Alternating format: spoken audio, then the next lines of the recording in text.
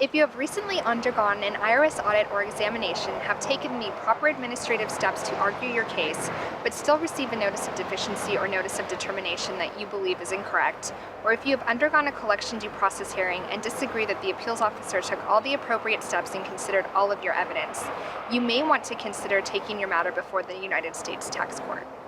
A case is commenced in U.S. Tax Court by filing a petition.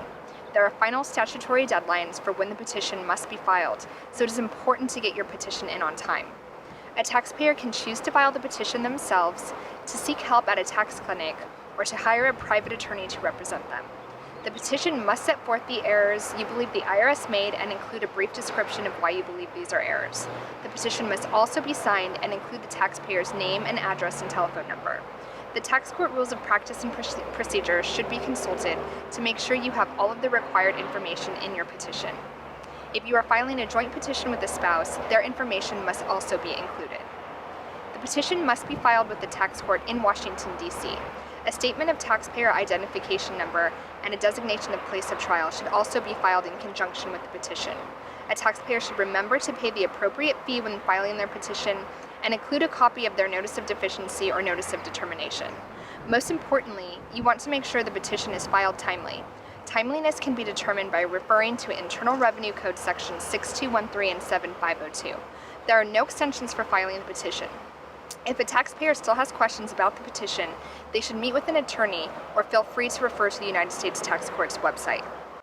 After the petition is filed, the petitioner or taxpayer will receive an acknowledgement of filing from the court, which is a notice of receipt of petition. Your case will also be assigned a docket number.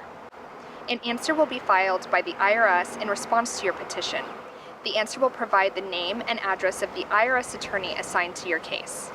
Once the answer is filed, you typically have 45 days to reply to the answer if a reply is necessary. After that, if the taxpayer would like to request the court to take a particular action, a motion will need to be filed.